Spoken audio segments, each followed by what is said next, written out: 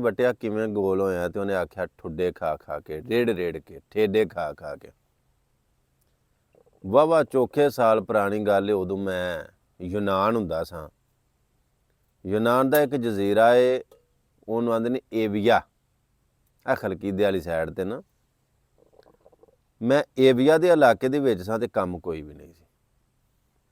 Facebook ते ना कोई दोस्त मेरे बन गए गुजरां वाले दे। मुंडे दा नां अली सलैरिया। वो फेसबुक ते फ्रेंड बन गए ते मैनूं पुछण लग पे भी भाई सुनाओ कम शम किवें दा। मैं यार कम ते कोई भी नहीं, आए कम वास्ते आ ते विहले ही आ, वाहवा देर हो गई। उस आख्या क्रीती जजीरे ते असीं हुन्ने आ ते जैतून दा सीजन है, आ सर्दियां दे दिन सन। उन्हें आख्या जैतून दा सीजन है ते जे आउणा जे ते आइयो, इत्थे बेबा कम है। मैं चलो यार मैं आई जाना। उन्हां दे आखन ते मैं यूनान दा जजीरा क्रीती है उत्थे टुर गया। जिहड़े वेले मैं उत्थे गया ना, वो मुंडे रहिंदे सन सेल नां दे बंदे कोल। सेल गुजरात 50 दा सी, ओहदी स्पीति सी, रूम सी ते ओहदे रूम दे विच ना ये अली सलैरी हरी वसीम घुम्मण हरी ओ मतलब वाहवा मुंडे रहिंदे सन। जदों मैं गया ना, वो सेल नूं इस गल दा यानी गुस्सा लगा कि स्पीति मेरी है, रूम मेरा है ते मेरी इजाजत दे नाल इत्थे बंदा रखिया जाए ते रखिया कढ़िया जाए। इन्हां मुंडियां ने ये मुंडा बुला क्यों लिया? क्योंकि मेरा तो सेल वाकिफ नहीं सी। सेल नूं मैं चंगा ना लगा।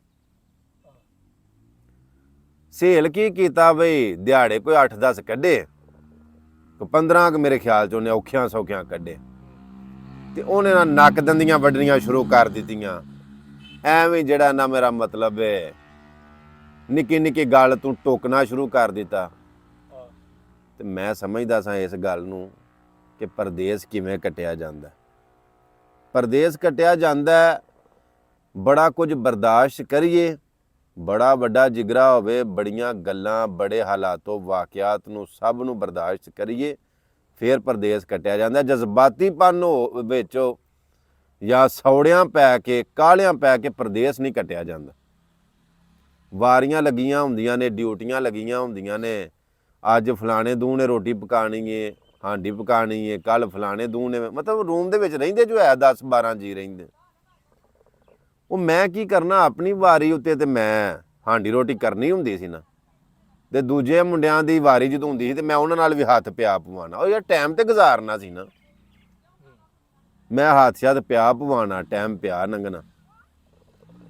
वक्त गुजरदियां गुजरदियां एक दिन ना सेल ने बिल्कुल बिला वजह ही ना किसे गल तूं बगैर किसे बात तूं मैनूं ना गालां कढ़ियां। चलो जिड्डा मर्जी भी कोई कुंड होवे, कोई बेवकूफ होवे, गलती ना होवे ते गुस्सा लगदा कि यार जे ते मेरी कोई मिसटेक है, कोई गलती है, तो तू जरूर मैनूं बुरा भला आख। ते जदों मैं कोई ऐसा काम ही नहीं कीता ते क्यों मेरे नाल मंदा चंगा बोलना पिया? चलो मैं बर्दाश्त कीता। वो दूजे सारे मुंडे जिहड़े ने ना, जिहड़े पहिलां रहिंदे सन, वो बैडां दे उत्ते 2-2 हो के एक कोई सिंगल भी सौंदे सन ते उन्हां नाल मतलब अपनी सैटिंग कीती सी। मैं गया भी मेरा मतलब है वाधू सां। एक दरवाजे दे ना अगे थल्ले गद्दा पा के ना ते मैनूं उत्थे जगह मिली। पोह दे दिन सन, ठंड इन्नी कर सी कि मेरा मतलब है जिन्नियां मर्जी जैकटां कोटियां मफरल दस्ताने पाए होण ते वाह ठंडी विचों दी लंघदी जांदी। दसंबर सी। चलो जिहड़ा वो गद्दा थल्ले पाया ना दरवाजे दे अगे, वो गद्दे दे थल्ले मतलब दरवाजे दे थल्लियों ना गद्दे दे विच वाह वड़नी विरल राऊं ते गद्दा निंगा ना होवे। उत्ते मैं कंबल ले होना ते सारी रात मैं ठर ठर के पिया मरना। चलो कोई दिहाड़ियां कम दियां लगियां भी, वो जिहड़ा कम ते मैं जाना करना ना ते ओ कई वारी मार्केट लै आउणी, मतलब सौदा सलफ लै आउणा करना, घर जिहड़ी शै दी जरूरत है वो लिखिया जांदा, सारियां दा लिखिया जांदा।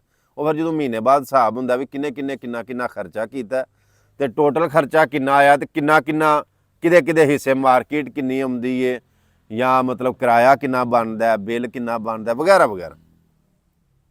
ਅੱਛਾ, ਉਹ ਮੇਰਾ ਗੱਦਾ ਨਿੰਗਾ ਨਾ ਹੋਵੇ, ਮੈਂ ਨਾ ਬਿਮਾਰ ਹੋ ਗਿਆ। ਕਿੱਸਾ ਮੁਖਤਸਰ ਗੱਲ ਕੀ ਕਿ ਮੈਨੂੰ ਠੰਡ ਲੱਗ ਗਈ।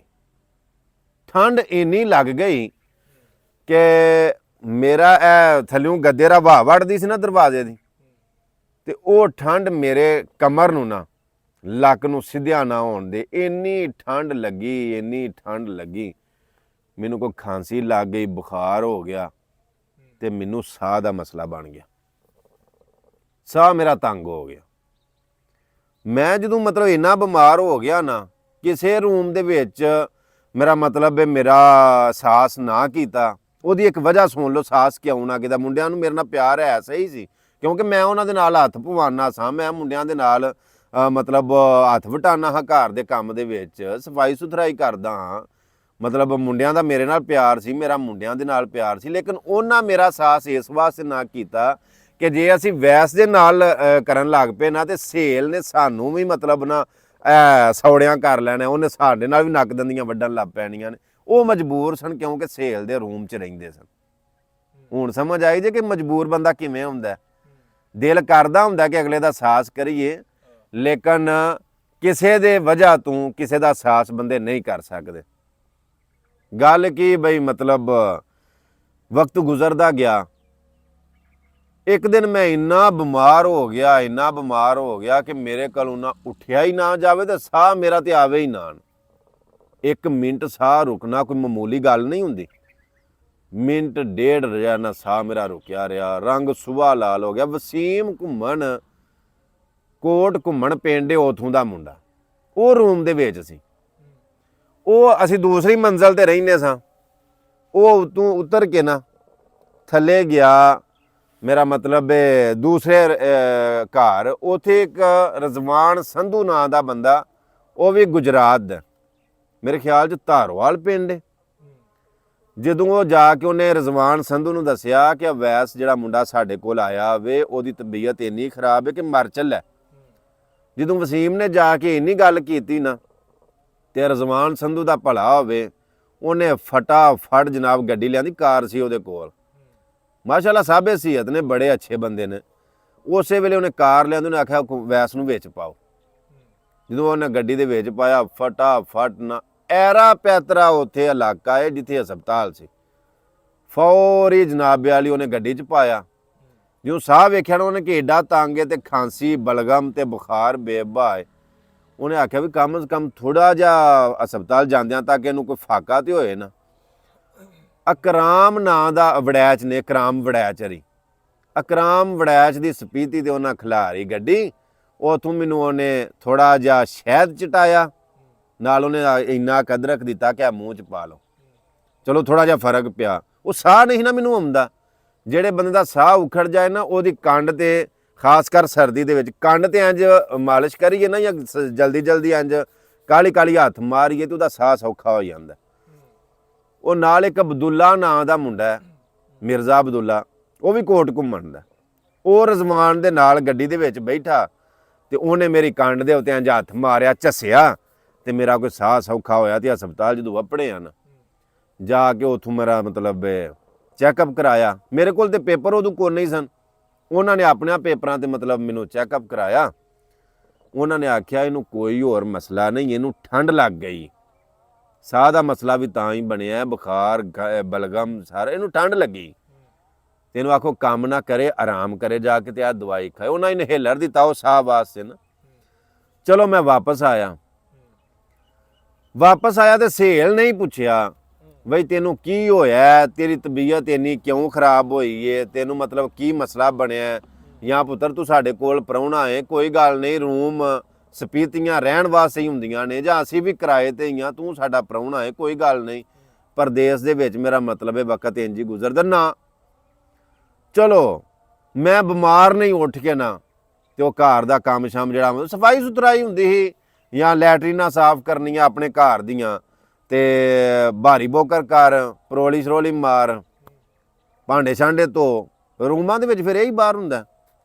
ਚਲੋ ਗੱਲ ਦਾ ਮੇਰਾ ਮਤਲਬ ਖੁਲਾਸਾ ਕੀ ਬਈ ਦਿਹਾੜੇ 2-3 ਲੰਘੇ ਨਾ, ਜਦੋਂ ਮੈਂ ਮਤਲਬ ਹਸਪਤਾਲੋਂ ਦਵਾਈ ਲੈ ਕੇ ਆਇਆ ਤੇ ਸਹੇਲ ਮੈਨੂੰ ਆਖਣ ਲੱਗਾ, ਉਹਨੇ ਆਖਿਆ ਓਏ ਚੁੱਕ ਆਪਣਾ ਬੋਰੀ ਬਿਸਤਰਾ ਤੇ ਇੱਥੋਂ ਨਿਕਲਦਾ ਹੋ, ਸਾਡੇ ਇੱਥੇ ਗੁੰਜਾਇਸ਼ ਨਹੀਂ ਹੈ।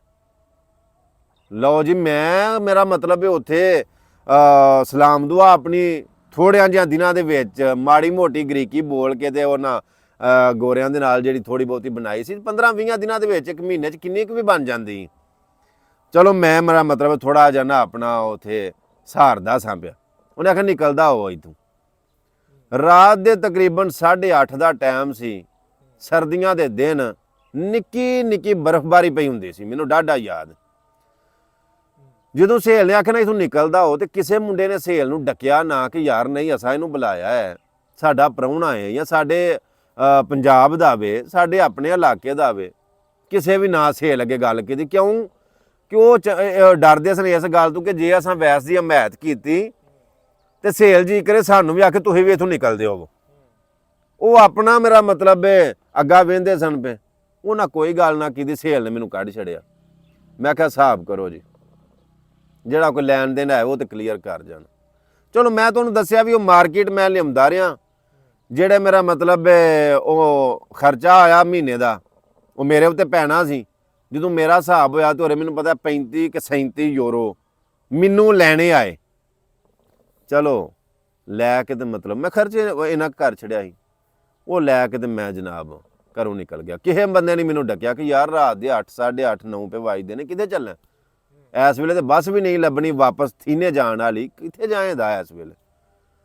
ਉਹ ਵੱਡਾ ਬੋਰਾ ਸੀ, ਬੈਗ ਨਹੀਂ ਸੀ ਮੇਰੇ ਕੋਲ, ਬੋਰਾ ਟੈਪ ਉਹ ਐਡਾ ਕੁ ਸਾਰਾ। ਉਹਦੇ ਵਿੱਚ ਮੈਂ ਆਪਣੇ ਕੱਪੜੇ ਵੀ, ਇੱਕ ਨਿੱਕਾ ਜਿਹਾ ਕੰਬਲ ਵੀ, ਜ਼ਰੂਰੀਆਂ ਤੇ ਜ਼ਿੰਦਗੀ ਦੀਆਂ ਮੁਖਤਸਰ ਜਿਹੀਆਂ ਸ਼ੈਵਾਂ ਜਿਹੜੀਆਂ ਨਾ ਉਹ ਬੋਰੇ ਜਿਹੇ 'ਚ ਪਾਈਆਂ। ਮੈਂ ਲੈ ਕੇ ਤੇ ਘਰੋਂ ਨਿਕਲ ਪਿਆ। ਮੈਂ ਇੱਕ ਗਰੀਕੀ ਦੇ ਕੋਲ ਨਾ ਕੰਮ ਕੀਤਾ ਸੀ ਟਮਾਟਰਾਂ ਵਾਲੇ ਥਰਮੋਕੀਪੀ ਦੇ ਵਿੱਚ ਨਾ। ਮੈਂ ਉਹਦੀ ਕੀਪੀ ਦੇ ਵਿੱਚ ਟੁਰ ਗਿਆ ਰਾਤ ਦੇ 9 ਵਜੇ। ਮੈਨੂੰ ਪਤਾ ਸੀ ਕਿ ਉਹ ਚਾਬੀ ਕਿੱਥੇ ਪਈ ਹੁੰਦੀ। ਕਈ ਵਾਰੀ ਉਹ ਮੈਨੂੰ ਗਰੀਕੀ ਆਖਣਾ ਕਰਨਾ ਕਿ ਇੱਥੇ ਚਾਬੀ ਪਈ ਹੈ, ਤੂੰ ਆ ਕੇ ਤੇ ਮਤਲਬ ਇੱਥੋਂ ਚਾਬੀ ਲੈ ਕੇ ਤੇ ਸਵੇਰੇ ਇਹ ਕੰਮ ਕਰ ਲਵੇਂ। ਤੇ ਉਹ ਮੇਰਾ ਮਤਲਬ ਜਾਣਨਾ ਸਾਂ ਕਿੱਥੇ ਚਾਬੀ ਪਈ। ਚਲੋ ਜਾ ਕੇ ਮੈਂ ਉਹ ਚਾਬੀ ਫੜੀ, ਜੰਦਰੀ ਖੋਲੀ, ਥਰਮੋਕੀਪੀ ਦੇ ਵਿੱਚ ਵੜ ਗਿਆ। ਉੱਥੇ ਜਾ ਕੇ ਮੈਂ ਉਹ ਤਲਾਰੇ ਜਿਹੜੇ ਨਾ ਡਾਲੇ ਉਹਨਾਂ ਨੂੰ ਜੋੜ ਕੇ ਮੈਂ ਬੈੱਡ ਬਣਾਇਆ। ਉਹਦੇ ਉੱਤੇ ਉਹ ਪੇਟੀਆਂ ਪਈਆਂ ਸਨ ਟਮਾਟਰ ਪੈਕ ਕਰਨ ਵਾਲੀਆਂ ਨਾ, ਉਹ ਪੇਟੀਆਂ ਕੱਟ ਕੇ ਨਾ ਮੇਰਾ ਮਤਲਬ ਖੋਲ ਕੇ ਪਾੜ ਕੇ ਤੇ ਉਹ ਉੱਤੇ ਵਿਛਾਈਆਂ। ਫਿਰ ਉਹ ਜਿਹੜਾ ਮੇਰੇ ਕੋਲ ਮਾੜਾ ਜਿਹਾ ਕੰਬਲ ਸੀ ਉਹ ਉੱਤੇ ਪਾਇਆ ਤੇ ਮੈਂ ਉਹ ਆਪਣਾ ਬੋਰਾ ਇੱਕ ਪਾਸੇ ਰੱਖ ਕੇ ਤੇ ਮੈਂ ਲੰਮਾ ਪੈ ਗਿਆ ਉਹਨਾਂ ਡਾਲਿਆਂ ਦੇ ਉੱਤੇ। ਹੁਣ ਉੱਤੇ ਲੈਣ ਵਾਸਤੇ ਸ਼ੈਕ ਕੋ ਨਹੀਂ ਸੀ। ਉਹ ਮੇਰੇ ਕੋਲ ਜਿਹੜੀਆਂ ਕੋਈ ਜੈਕਟਾਂ, ਕੋਈ ਅਪਰਾਂ ਜਾਂ ਕੋਈ ਕੱਪੜੇ ਹੈ ਸਨ ਨਾ, ਅੱਲਾ ਦੀ ਵਾਈ ਕਸਮ ਚੁੱਕ ਗਿਆ ਨਾ, ਉਹ ਕੱਪੜੇ ਸਾਰੇ ਜੈਕਟਾਂ, ਪੈਂਟਾਂ, ਸ਼ਰਟਾਂ ਉੱਤੇ ਲੈ ਕੇ ਨਾ, ਕੰਬਲ ਹੀ ਕੋ ਨਹੀਂ ਸੀ, ਕੱਪੜਾ ਕੋ ਨਹੀਂ ਉੱਤੇ ਲੈਣ ਲਈ, ਉਹ ਮੈਂ ਆਪਣੇ ਉੱਤੇ ਪਾ ਕੇ ਨਾ ਤੇ ਰਾਤ ਕੱਢੀ। ਅੱਲਾ ਜਾਣਦਾ ਜਾਂ ਮੈਂ ਜਾਣਦਾ ਕਿ ਮੈਂ ਉਹ ਰਾਤ ਕਿਵੇਂ ਕੱਢੀ। ਚਲੋ ਜਦੋਂ ਵੱਡੇ ਵੇਲੇ ਦਿਨ ਚੜਿਆ ਤੇ ਉਹ ਖਬਰ ਫੈਲ ਗਈ। ਉੱਥੇ ਯੂਨਾਨ ਦੇ ਵਿੱਚ ਤਾਜ਼ਾ ਸਿਮ ਚੱਲਦੀ ਸੀ, ਹੁਣ ਦਾ ਨਹੀਂ ਪਤਾ ਚੱਲਦੀ ਹੈ ਕਿ ਨਹੀਂ। ਤੇ ਉਹ ਮਿੰਟ ਫ੍ਰੀ ਲੱਭਦੇ ਸਨ, ਉਹਨੂੰ ਆਉਂਦੇ ਸਨ CU। ਉਹ ਜਿਨ੍ਹਾਂ ਮੁੰਡਿਆਂ ਦੇ ਕੋਲ ਮਿੰਟ ਫ੍ਰੀ ਹੁੰਦੇ ਸਨ ਨਾ, ਉਹ ਇੱਕ ਦੂਜੇ ਦੇ ਨਾਲ ਰਾਬਤੇ ਕਰਕੇ ਇੱਕ ਦੂਜੇ ਦੀ ਖੈਰ ਖਬਰ ਜਾਂ ਇੱਕ ਦੂਜੇ ਦਾ ਹਾਲ ਚਾਲ ਪੇ ਪੁੱਛਦੇ ਹਨ। ਜੇ ਕਿਸੇ ਕੋਲ ਟਾਈਮ ਹੁੰਦਾ ਸੀ ਤੇ ਫਿਰ ਉਹ ਆਪਣੀਆਂ ਗੱਲਾਂ ਸਾਰੇ ਇਲਾਕੇ ਦੀਆਂ, ਘਰ ਦੀਆਂ ਉਹਦੇ ਨਾਲ ਸ਼ੇਅਰ ਕਰਦੇ, ਉਹਦੇ ਕੋਲੋਂ ਸੁਣਦੇ ਸਨ ਚੁੰਗੇ ਛੋਂਗੇ ਲਾਣ। ਉਹ ਗੱਲ ਸਵੇਰੇ ਸਾਰੇ ਨਾ ਉਹ ਮਕਰਿਆਲੋ ਕਚੂਰਾ ਪਿੰਡ ਦੇ ਵਿੱਚ ਖਿਲਰ ਗਈ ਕਿ ਅਵੈਸ ਘੁੰਮਣ ਨੂੰ ਸਹੇਲ ਨੇ ਰਾਤ ਦਾ ਕੱਢ ਛੜੇ ਆ। ਚਲੋ ਇਹ ਨਾ ਪਤਾ ਲੱਗੇ ਮੁੰਡਿਆਂ ਨੂੰ ਕਿ ਗਿਆ ਕਿੱਥੇ। ਇੱਕ ਮੁੰਡੇ ਨੂੰ ਕੈੜ ਹੋ ਗਈ ਕਿ ਅਵੈਸ ਨੇ ਰਾਤ ਕੱਢੀ ਹੈ ਫਲਾਣੀ ਥਰਮੋਕੀਪੀ ਦੇ ਵਿੱਚ। ਉਹ ਵੱਡੇ ਵੇਲੇ ਨਾ, ਇਹ ਵੱਡੇ ਵੇਲੇ ਤੋਂ ਮੁਰਾਦ ਕੇ ਅਗਲੇ ਦਿਨ ਪਿਛਲੇ ਟਾਈਮ ਦੇ ਨਾਲ ਮਗਰਬ ਤੋਂ ਪਹਿਲਾਂ ਤੇ ਡੀਗਰ ਤੋਂ ਬਾਅਦ ਕੰਮ ਤੋਂ ਆ ਕੇ ਨਾ ਤੇ ਉਹ ਮੇਰੇ ਕੋਲ ਆਏ। ਉਸ ਆਖਿਆ ਸਾਨੂੰ ਪਤਾ ਲੱਗਿਆ ਕਿ ਰਾਤੀ ਤੂੰ ਇੱਥੇ ਸੈਂ ਤੇ ਤੂੰ ਇੱਥੇ ਆ ਗਿਆ ਰਾਤ ਦਾ, ਤੇ ਸਾਡੀ ਇਹਦੇ ਵਿੱਚ ਬੜੀ ਇਨਸਲਟ ਹੈ ਕਿ ਪਾਕਿਸਤਾਨੀ ਮੁੰਡਾ ਥਰਮੋਕੀਪੀ ਦੇ ਵਿੱਚ ਪਿਆ ਰਹਿੰਦਾ। ਪਤਾ ਲੱਗ ਗਿਆ ਕੁਝ ਗਰੀਕੀਆਂ ਨੂੰ ਵੀ, ਤੇ ਸਾਡੀ ਬੜੀ ਇਹਦੇ ਵਿੱਚ ਬੀਜਤੀ ਹੈ, ਤੂੰ ਇੰਜ ਕਰ ਸਾਡੇ ਘਰ ਆ। ਮੈਂ ਕਿਹਾ ਯਾਰ ਮੈਂ ਤੁਹਾਡੇ ਹਾਲ ਨਹੀਂ ਆਉਣਾ। ਜਦੋਂ ਸਹੇਲ ਮੈਨੂੰ ਕੱਢ ਛੜਿਆ ਨਾ, ਬਗੈਰ ਕਿਸੇ ਕੋਈ ਵਜ੍ਹਾ ਹੁੰਦੀ ਤੇ ਉਹਦੇ ਤੋਂ ਕੱਢਦਾ, ਫਿਰ ਮੇਰਾ ਮਤਲਬ ਮਾਫੀ ਵੀ ਮੰਗਦਾ ਤੇ ਟੁਰ ਵੀ ਜਾਂਦਾ। ਲੇਕਿਨ ਮੈਂ ਹੁਣ ਤੁਹਾਡੇ ਵੱਲ ਵੀ ਨਹੀਂ ਆਉਣਾ, ਸੇਲ ਵੱਲ ਵੀ ਨਹੀਂ ਜਾਣਾ, ਮੈਂ ਕਿਸੇ ਬੰਦੇ ਵੱਲ ਨਹੀਂ ਜਾਣਾ। ਜੇ ਰਿਹਾ ਇੱਥੇ ਤੇ ਆਪਣਾ ਰੂਮ ਲੈ ਕੇ ਰਵਾਂਗਾ, ਜੇ ਨਾ ਰਿਹਾ ਤੇ ਫਿਰ ਮੈਂ ਇੱਥੇ ਰਹਿਣਾ ਹੀ ਨਹੀਂ, ਕਿਸੇ ਹਾਲ ਨਹੀਂ ਰਹਿਣਾ, ਮੈਂ ਫਿਰ ਵਾਪਸ ਟੁਰ ਜਾਂਦਾ ਥੀਨੇ।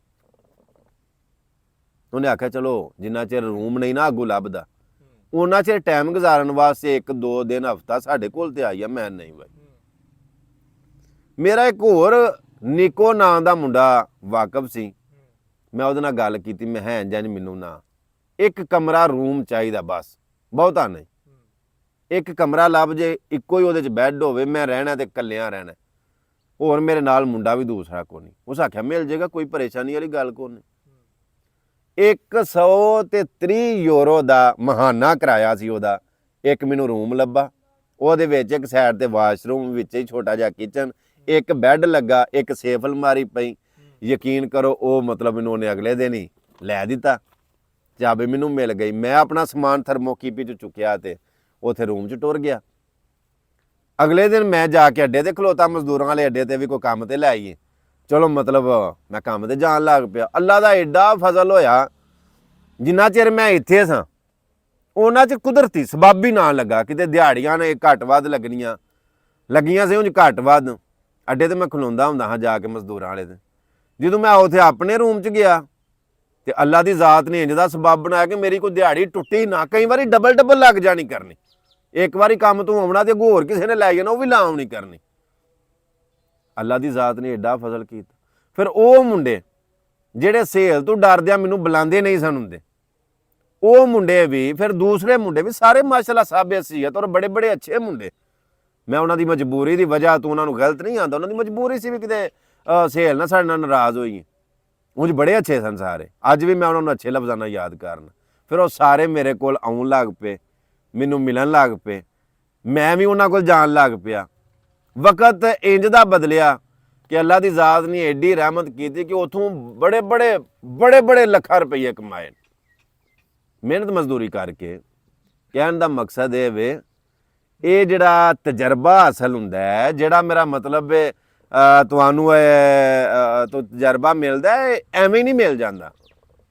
ਉਹ ਜਿਵੇਂ ਮੈਂ ਮਿਸਾਲ ਸ਼ੁਰੂ 'ਚ ਦੱਸੀ ਹੈ ਕਿ ਵਟਿਆ ਗੋਲ ਕਿਵੇਂ ਹੋਏ, ਤੋਂ ਸਾਕਿਆ ਠੁੱਡੇ ਖਾ ਕੇ, ਠੇਡੇ ਖਾ ਕੇ। ਆਖਰੀ ਗੱਲ ਐਂਡ ਦੇ ਉੱਤੇ ਗੱਲ ਦਾ ਖੁਲਾਸਾ ਇਹ ਵੇ कि हालात परेशान तो गुजर ही जाएंगे, पर अहबाब के होंठों की हंसी याद रहेगी। वक्त गुजर जाता है, ये उड़दा कां बनेरे ते, अज तेरे ते कल मेरे ते। वक्त एक जिहा नहीं रहिंदा, वक्त किसी की जागीर नहीं, वक्त किसी की विरासत नहीं कि जिवें दा प्यो ते वक्त बच्चे ते भी उंज दा वक्त ही आउणा, या जिवें दा बच्चे ते वक्त है अगों ओहदे बच्चे ते भी उंज दा ही रहना। ना ना ना ना, सुबह के तहत नशीं शाम को मुजरम ठहरे, मैंने पल भर में नसीबों को बदलते देखा है। हाँ परेशान नहीं होना। जे तुसी परदेश दे विच भी हो, तुहाडे नाल इंज दे कई मामलात, कई हालातों वाकियात तुहाडे नाल पेश आउणगे, लेकिन किसी नाल कोशिश करना है कि परदेश दे विच लड़ना नहीं, बर्दाश्त करना।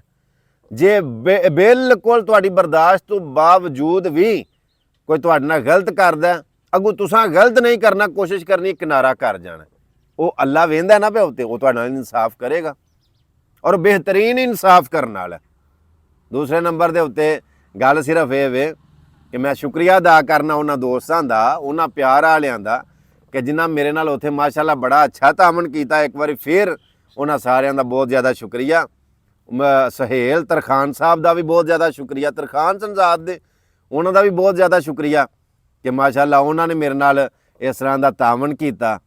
अल्लाह की ज़ात उन्होंने बहुता दे, अल्लाह की ज़ात हदायत दे और इंसान की कदर करने की तौफीक दे। इहदे नाल मैनूं इजाज़त दिओ, मिलने एक नवी वीडियो दे नाल। गल थोड़ी जी लम्मी हो गई है दी माजरत। अल्लाह सुनने वाले, अस्सलाम वालेकुम वरहमतुल्लाह।